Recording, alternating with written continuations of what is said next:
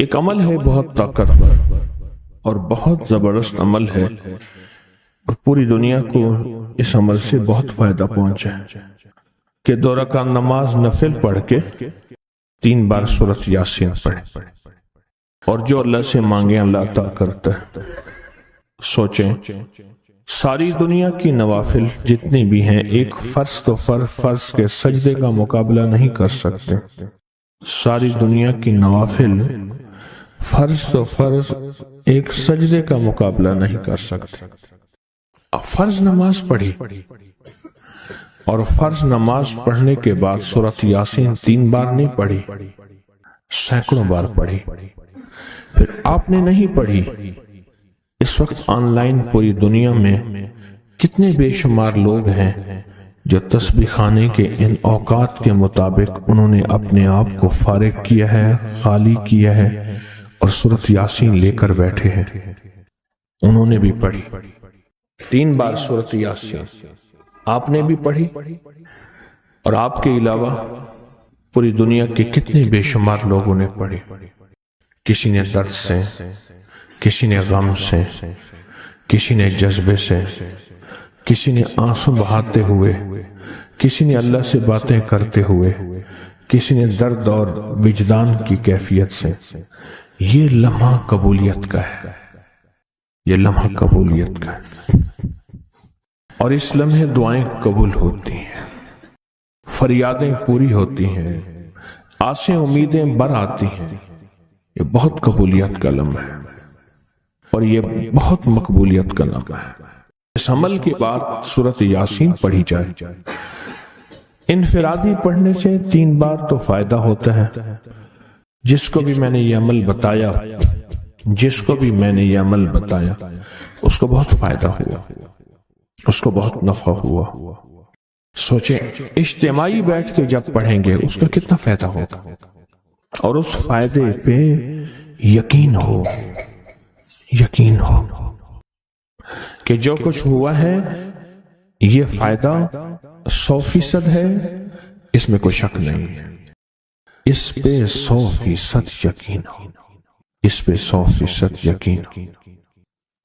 عمل ہوا اور عمل پہ یقین نہ ہوا، عمل کی تاثیر ختم ہو جاتی ہے۔ عمل ہوا اور عمل کے اوپر اعتماد نہ ہوا، عمل کا فائدہ ہواؤں میں تحلیل ہو جاتا ہے، اور عمل کیا اور اس پہ شک ہوا، وہ شک عمل کی طاقت کو ختم کر دیتا ہے۔ اس پہ 100% یقین ہو۔ اتنے سارے لوگوں نے بیٹھ کے پڑھا اور یقین سے پڑھا۔ اور ایک بات اور ہے، اگر آپ سورۃ یاسین پوری نہیں پڑھ سکے، سورۃ یاسین بعض اوقات بعض بندے اٹک کے پڑھتے ہیں، اور دعا کا وقت ہو گیا، آپ چاہے بعد میں اس کو پوری کریں لیکن پوری ضرور کریں، میری طرف دیکھتے رہیں، پورا کریں لیکن اس سورت کو پورا ضرور کریں۔ اللہ نے یہ موقع دیا ہے رمضان کا، آج پہلا روزہ ہے اور پہلی سحری ہے، اور پہلے روزے اور پہلی سحری میں اتنا طاقتور عمل کیا ہے۔ اب سوچنا یہ ہے کہ اتنے طاقتور عمل میں نے دعا کون سی مانگی؟ ایک تو پہلے یقین ہے انشاءاللہ کہ میری دعائیں قبول ہیں۔ اچھا، قبولیت کی وجہ سحری کا وقت، تہجد کا وقت، ایک دوسرا قبولیت کی وجہ ایک مجمع کا اللہ کے لیے جمع ہو جانا۔ فرمایا جہاں 40 پردیسی، 40 مسافر صرف اللہ کی رضا کے لیے جمع ہو کے دعا مانگے، اللہ ان کی دعاؤں کو رد نہیں کرتا۔ آپ میں سے تو 90% مجمع تو پردیشیوں کا ہے، 90% مجمع۔ اور قبولیت کی تیسری وجہ یہ ہے کہ آپ نے فرض نماز پڑھی، اور فرمایا فرض نماز کے بعد دعائیں قبول ہوتی ہیں، فرض نماز کے بعد دعائیں قبول ہوتی ہیں۔ اب قبولیت کی پہلی وجہ کیا ہے؟ سحری کا وقت، سحری کا وقت، فجر سے پہلے کا وقت دعائیں قبول ہوتی ہیں۔ دوسری وجہ فجر کا وقت، فرض نماز کے بعد دعائیں قبول ہوتی ہیں۔ اور تیسری وجہ مسافروں کا مجمع، اور چوتھی وجہ رمضان کے اللہ جل شانہ نے فرشتوں کو حکم فرمایا، فرشتوں ساری عبادات چھوڑ دو اور میرے روزے داروں کی دعاؤں پہ آمین کہو۔ ساری عبادات چھوڑ دو اور میرے روزے داروں کی دعاؤں پہ آمین کہو۔ ایک چوتھی وجہ ہو گئی کہ فرشتوں نے آپ کی دعاؤں پہ آمین کہا۔ اور پانچویں وجہ مل کے سورۃ یاسین پڑھنا، مل کے سورۃ یاسین۔ فرمایا سورۃ یاسین ہر تنگی سے نکالتی ہے، ہر مشکل سے نکالتی ہے، ہر ناکامی کا علاج ہے، ہر پریشانی کا علاج ہے اور ہر ناممکن کا علاج ہے۔ اور فرمایا سورۃ یاسین مردوں کو بھی نفع دیتی ہے اور زندوں کو بھی نفع دیتی ہے۔ سورۃ یاسین جو نزع کی سکرات کی حالت میں ہو اس کو بھی نفع دیتی ہے، اور سورۃ یاسین اس بندے کی جو کسی تکلیف کی نزع میں، قرضے کی نزع میں اور بیماری کی سکرات میں ہو اس کو بھی نفع دیتی ہے۔ قبولیت کے اوقات، قبولیت کے لمحات، اور اس میں بیٹھ کے اللہ سے مانگنا۔ اب مانگنا کیا ہے؟ یہ تو یقین ہو گیا کہ انشاءاللہ ہماری آج کی یہ محفل، آج کا یہ بیٹھنا، آج کا یہ پڑھنا اور آج کا اللہ کی بارگاہ میں یہ حاضری دینا 100% انشاءاللہ قبول ہے۔ کوئی شک تو نہیں؟ کیوں اللہ والے میری طرف دیکھیں، سونے کی حالت یہ ختم کریں، یقین کامل ہے، پھر مانگیں کیا؟ سوچنا۔ جب سخاوت کی سخی کی سخاوت موجوں پہ ہو، عروج پہ ہو، پھر مانگیں کیا؟ یہ سب سے اہم چیز ہے۔ تو وہ چیز مانگیں جو اللہ کے خزانے میں سب سے قیمتی ہے، وہ ہے ایمان، سب سے قیمتی، اور وہ سب کو نہیں دیتا۔ مال سب کو دیتا ہے، اپنے نہ ماننے والوں کو بھی اور اپنے ماننے والوں کو بھی، اپنے دوستوں کو بھی، بلکہ اپنے دشمنوں کو زیادہ دیتا ہے، زیادہ دیتا ہے۔ مال اپنے دشمنوں کو زیادہ دیتا ہے اور بعض اوقات اپنے دوستوں کو بھی زیادہ دیتا ہے، جیسے انبیاء میں سے حضرت سلیمان، حضرت داؤد، حضرت یوسف علیہ السلام، جیسے صحابہ میں حضرت عثمان غنی، عبد الرحمن بن عوف اور بے شمار صحابہ، اولیاء میں سے حضرت پیران پیر شیخ عبد القادر جیلانی اور بڑی بڑی ہستیاں۔ اللہ اس لیے دیتا ہے کہ یہ مومن یہ نہ سمجھے، تو سب سے پہلی چیز جو اللہ سے مانگنی ہے وہ ایمان مانگنا ہے۔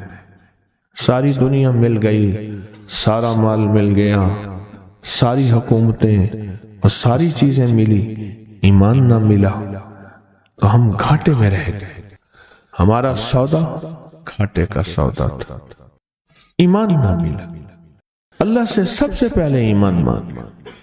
جو بندہ ساری عمر جو چیز مانگتا ہے، غور سے دیکھنا، غور سے سمجھنا، ساری عمر جو چیز مانگتا ہے، جو بندہ ساری عمر جو چیز مانگتا ہے، ساری عمر جو چیز مانگتا ہے، جو بندہ ساری عمر جو چیز مانگتا ہے، اگر نہ ملی، اللہ سچی طلب کی بنیاد پہ آخری وقت میں وہ چیز عطا فرماتے ہیں۔ زندگی میں جب بھی کہیں مشکلیں آئی ہیں، جب بھی کہیں پریشانی آئی ہیں، جب بھی کہیں الجھنیں امت کو آئی ہیں، جب بھی کہیں اولاد نہیں ہے، رزق نہیں ہے، صحت نہیں ہے، عزت نہیں ہے، سکون نہیں ہے، چین نہیں ہے، راحت نہیں ہے، جادوؤں نے گھیر لیا، بندشوں نے تباہ کر دیا، حاسدین نے برباد کر دیا، مشکلوں نے سر چڑھ کے ہمیں جھکا دیا، حالات نے ہماری زندگی کو تنگ کر دیا، کوئی پریشانی کی ضرورت نہیں۔ مجھے کہنے لگا کہ ہمارے علاقے میں صاحب ہیں، بابا جی ہیں، کوئی بھی مشکل ہو وہ بیٹھ کے سورۃ قل ہو اللہ پڑھاتے ہیں۔ ان کے پاس 7 کھانے لے جانے پڑتے ہیں، 7 کھانے لے جانے پڑتے ہیں، وہ سورۃ قل ہو اللہ پڑھاتے ہیں بٹھا کے بندوں کو، اور ان کے لیے کھانے ضروری ہیں، کھانے اچھے ہوں، ایک سوٹ ہو، सात खाने हो, एक खूबसूरत तकिया हो, एक खेस अच्छा बेहतरीन बिछौना हो, एक बिस्तरे की चादर हो और सात खाने हो। फरमाया वो देते हैं, लेते हैं, सूरत कुल हुवल्लाह पढ़ाते हैं, फिर बैठ के दुआ करते हैं, बहुत देर तक दुआ करते हैं, लोगों की मुश्किलें हल हो जाती हैं, लोगों की परेशानियां दूर हो जाती हैं। मैंने कहा किसी तरह बाबा जी से पता चलेगा वो दुआ क्या मांगते हैं।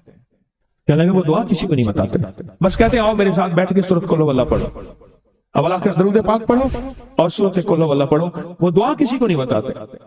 मैंने कहा किसी तरह पता कर वो दुआ किसी को तुझे बता दे। उसने कहा पता करूंगा।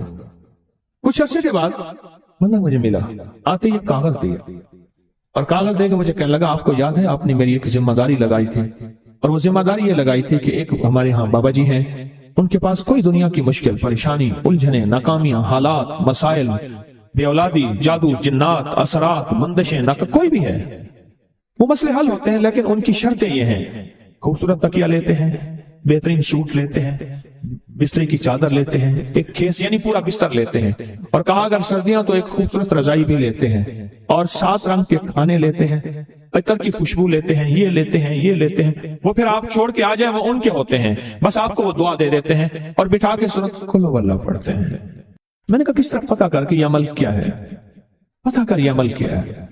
उसने आया ना तो उसने मुझे खत दिया, और खत देते ही उसने कहा कि मैंने पता किया है इस अमल का किसी तरह से। उनके घर की एक खातून हमारी खवातीन से निस्बत थी, उन्होंने बताया है वो सारी सूरत कुल हुवल्लाह वो हुजूर के घराने को और उस बारगाह में पेश करते हैं, उन हस्तियों को पेश करते हैं, और हस्तियों को पेश करने के बाद फिर उनके वसीले से दुआ करते हैं और कहते हैं आप भी हमारे लिए दुआ फरमाएं। ये कहना शिरक नहीं है, ख्याल करना। मैं उम्मत को शिरक पे नहीं लगा रहा, बिदअत में नहीं लगा रहा। मेरे साथ हर अमल के बड़े बड़े हवाले हैं, मेरे साथ हर अमल की बड़ी बड़ी ताकतवर लिंक्स और रेफरेंस हैं।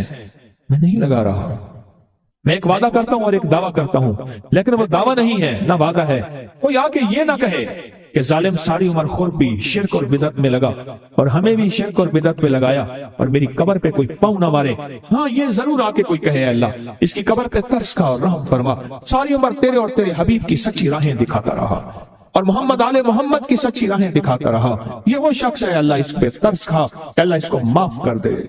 बड़ा जबरदस्त अमल। मुझे आके जब कागज दिया ना, कागज में दिया तो उन्होंने कहा कि खवातीन के जरिए हमें जो पता चला, और वो पता ये चला कि मौसूफ हजूर के घराने को ये सारी सूरत इखलास, सारी सूरत कुल हुवल्लाह, ये दरूद, ये अमल हदिया करते हैं और हजूर के घराने को हदिया करके फिर हमारी मुश्किल की दुआ करते हैं और बहुत गिड़गिड़ा के दुआ करते हैं और फिर उनको हदिया देके अर्ज करते हैं आप भी हमारे लिए दुआ फरमाएं, और बहुत देर तक फिर आमीन कहते हैं, आमीन। और इस तसव्वुर के साथ, ये तसव्वुर जरा गौर से सुनिएगा तवज्जो से, इस तसव्वुर के साथ कि वो हस्तियां मेरे लिए दुआ कर रही और मैं आमीन कह रहा और अल्लाह की बारगाह में उनकी दुआएं कबूल हो रही और अल्लाह की अर्शों पे दुआएं पहुंच गई और जिब्रील लेकर चले गए, अल्लाह के हुजूर दुआ रखी गई और अल्लाह ने अपनी ताकत और कुदरत की मोहर कबूलियत की लगा दी। क्या ये अमल है?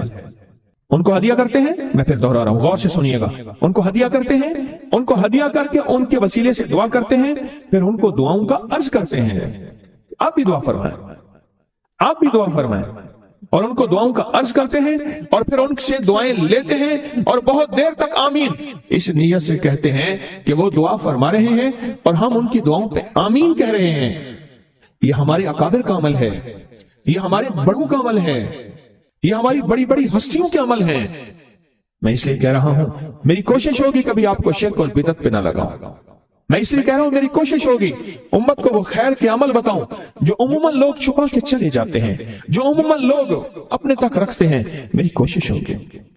मैंने आज तक हजूर के घराने को हदिया पेश किया हो, मैंने आज तक हजूर के घराने को तोहफा पेश किया हो, मैंने आज तक हजूर के घराने को नजराना पेश किया हो और हजूर के घराने की तरफ से मुझे खाली हाथ लौटाया गया हो। मुमकिन ही नहीं, मुमकिन ही नहीं कि खाली हाथ लौटाया गया।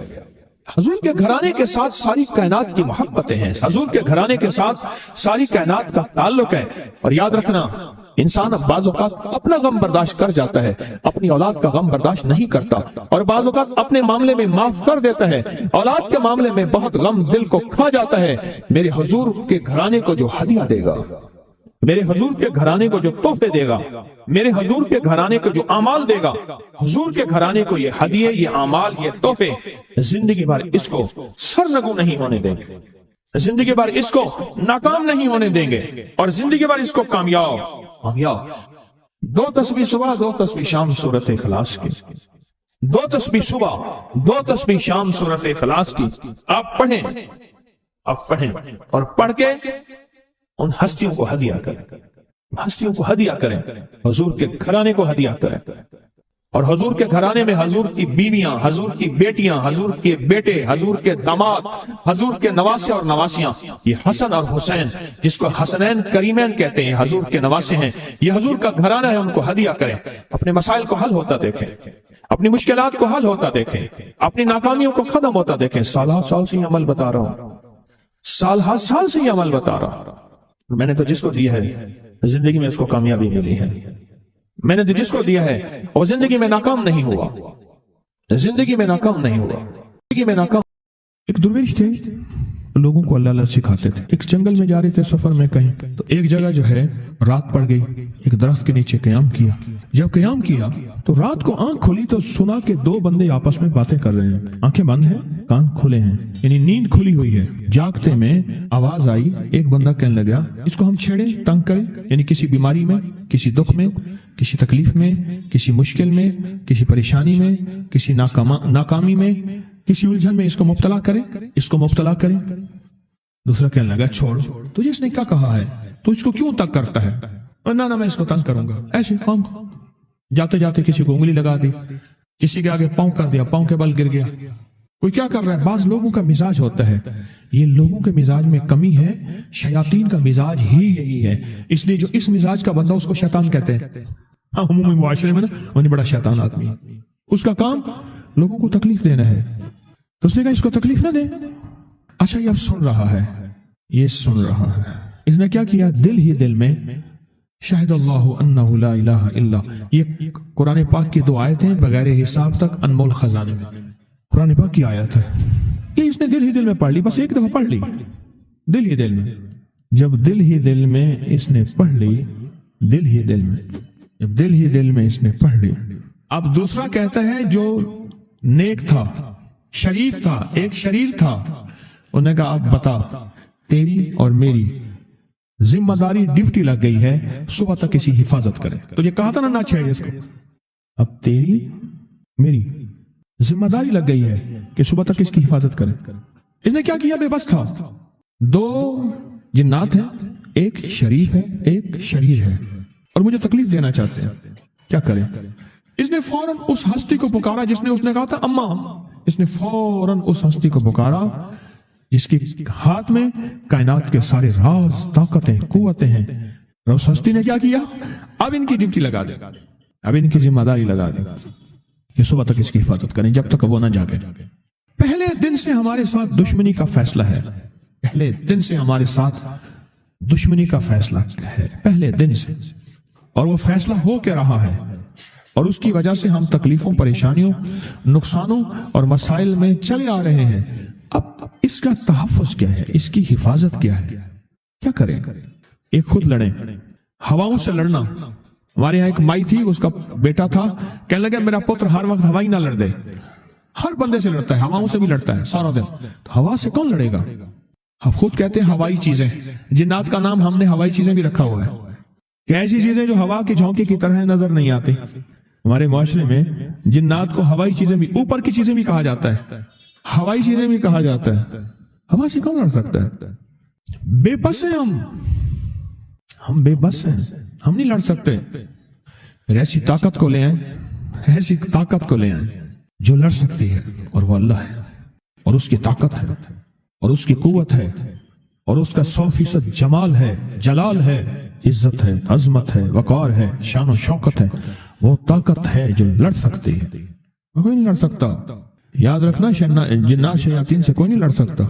میری بھی زندگی گزری ہے روحانیت کی دنیا میں طالب علم کی حیثیت سے، وہ جن تابع وغیرہ نہیں ہے، لیکن ان سے لڑ کوئی نہیں سکتا ان سے۔ اگر اللہ کی مدد ساتھ نہیں ہے اور اللہ کے نام کی طاقت اور ڈھال ساتھ نہیں ہے، ان سے کوئی نہیں لڑ سکتا، اور نہ لڑنے کی کوشش کرنا۔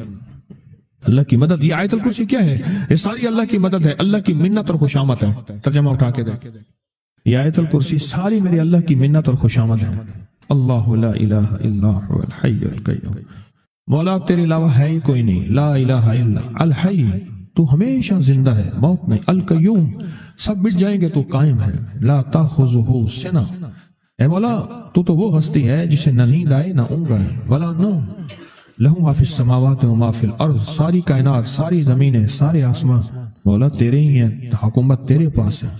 من ذا الذی یشفع عندہ الا بإذنہ، کون ہے جو سفارش کرے؟ تیرا امر ہوگا تو سفارش ہوگی، تیری حکومت طاقت کے سامنے کوئی بندہ نہ ہل سکے، نہ آنکھ اٹھا سکے۔ یعلم ما بین ایدیہم وما خلفہم، تو ہمارا پچھلا ڈیٹا بھی جانتا ہے، تو ہمارا اگلا ڈیٹا بھی جانتا ہے، ہماری پچھلی کیمرے کی ساری ریکارڈنگ تیرے پاس ہے، ہماری اندھیرے اجالے تیرے پاس ہیں، ہماری صبح شامیں تیرے پاس ہیں، ہمارے دل کے تصورات تیرے پاس ہیں، دل کی سوچیں اور خیالات تیرے پاس ہیں۔ ولا یحیطون بشیء، اور تیری طاقت ہر کسی پہ غالب ہے، احاطہ کیا ہوا ہے، الا بما من علم، الا بس تیرے علم میں ہے، وسع کرسی، تیری کرسی بڑی وسیع ہے، تیرا اقتدار بڑا وسیع ہے، تیری حکومت بڑی وسیع ہے، تیرے پاس کئی سکندر آئے اور گئے، کئی سکندر آئے اور گئے۔ میں خوارزم میں گیا، وہاں بخارا سے آگے، بہت آگے، وہاں کا سفر تھا جہاز کا، بہت آگے، وہاں کئی میلوں میل، وہاں ایک شہر تھا، اس کا نام تھا نوراتا۔ شیخ ابو الحسن نوری رحمت اللہ علیہ، ہمارے بڑوں کی کتابوں میں ان کے تذکرے آتے ہیں، ان کا وہاں مزار تھا، اور لوگ ان کے ہاں آ کے 9 راتیں گزارتے تھے، اور وہ اللہ اللہ سکھاتے تھے۔ یہ بڑوں کے ہوتے تھے، جیسے سال کے بعد، یہ بھی آج راز بتا دوں، سال کے بعد بزرگ ہر کونے، ہر کریے، ہر گوشے میں نکل جاتے تھے، لوگوں کو اللہ اللہ سکھاتے تھے۔ ایک جگہ مخصوص ہوتی تھی، مرشد کا آستانہ، سال کے بعد وہیں جمع ہوتے تھے اور ایک دوسرے سے ملتے تھے، میل جول ہوتا تھا۔ اس میل جول کا نام ہے میلہ، ملنا، میل جول۔ اب وہ میلہ بنتے بنتے کہانی کہاں نکل گئی، میلے کا نام آتے ہی فوراً سرکس آتی ہے۔ حالانکہ میلہ کیا تھا؟ ملتے تھے، فلاں علاقے کے حالات کیا ہیں، فلاں گاؤں کے، فلاں قریے کے، فلاں شہر کے کیا حالات ہیں، وہاں لوگوں کی دینی حالت، ایمانی حالت کیا ہے، وہاں کیا باطل کفر ہے، وہاں کیا نظام ہے، کیا ایک دوسرے سے ملتے حالات بتاتے تھے، پھر چند دن ساتھ رہتے تھے، ایک دوسرے سے حالات لے کے پھر لوگوں کو اللہ اللہ سکھانے نکل جاتے تھے، پھر سال کے بعد اکٹھے ہوتے تھے۔ اس کا نام تھا میلہ، اس کا نام تھا میلہ۔ اور اس کا نام کیا تھا؟ پہلے کیا بتایا میں نے؟ نوراتاں۔ نوراتیں کسی درویش کے پاس آتے تھے، اللہ کا نام بھی سکھاتے تھے، دم بھی کرتے تھے، دعا بھی کرتے تھے، اس کو اللہ اللہ بھی کراتے تھے، بھلا چنگا، صحت مند، تندرست، مسائل کو حل پا کے چلا جاتا تھا۔ یہ تھا نوراتاں۔ شیخ ابو الحسن نوری رحمت اللہ علیہ، یہ 9 راتوں میں لوگ آتے تھے۔ میں کہنا یہ چاہ رہا تھا، ان کے مزار کے اوپر ایک بہت بڑا قلعہ تھا، انگریز اس کے اوپر سارے چڑھ رہے تھے، اونچا قلعہ تھا۔ میں نے اگلا سفر کرنا تھا، میں قلعے پہ نہ گیا۔ میں نے کہا کس کا ہے؟ اس نے کہا سکندر اعظم کا قلعہ ہے، آج سے کئی ہزار سال پہلے اس نے یہ قلعے بنائے تھے، یہ اس کی کرسیاں تھیں، ایک میرے رب کی کرسی ہے، وسیع کرسی، وسیع کرسی۔ سکندر کے قلعے ہیں، سکندر کہاں کہاں آیا، نہ گورے سکندر نہ رہی قبر دارا، نہ گورے سکندر نہ رہی قبر دارا، مٹے نامیوں کے نشاں کیسے کیسے، زمین کھا گئی آسمان کیسے کیسے، نہ گل ہیں نہ گنچے نہ بوٹے نہ پتے، ہوئے باغ نظرے خزاں کیسے کیسے، ہر ایک دل پہ ہے داغ ناکامیوں کے، نشاں دے گیا بے نشاں کیسے کیسے۔ اس کی کرسی ہے، کہتے میں نے آیت الکرسی پڑھی ہے، آیت الکرسی پڑھی تھی، میں دیکھو میری کیا مدد ہوئی، آیت الکرسی پڑھی تھی، دیکھو میری کیا حفاظت ہوئی۔ بس آیت الکرسی پڑھنی تھی، وہ چیز یوں چلی گئی۔ آپ اپنا واقعہ سناتے ہیں۔ وہ آیت الکرسی بنیادی طور پہ میرے رب کی ساری منت اور خوشامد ہے۔ وَهُوَ الْعَلِيُّ الْعَظِيمُ، مولا تیرا علو العظم، عظمتیں اور تیری کبریائیاں میں بیان نہیں کر سکتا۔ یہاں بندہ آ کے نا ایسے حاجز آ کے ہاتھ باندھ جاتا ہے کہ بس میری بس ہو گئی ہے، میں تیری عظمتوں کو بیان نہیں کر سکتا۔ جب ہم بے بس ہو جائیں، پھر ایسی طاقتور چیز کو پکاریں جس کے پاس اقتدار بھی ہو، اختیار بھی ہو، طاقتیں قوتیں بھی ہوں، اور زوال نہ ہو، سرمدی جاویدانی ہو۔ ایسی طاقت جس کو زوال نہ ہو اس کو پکارے۔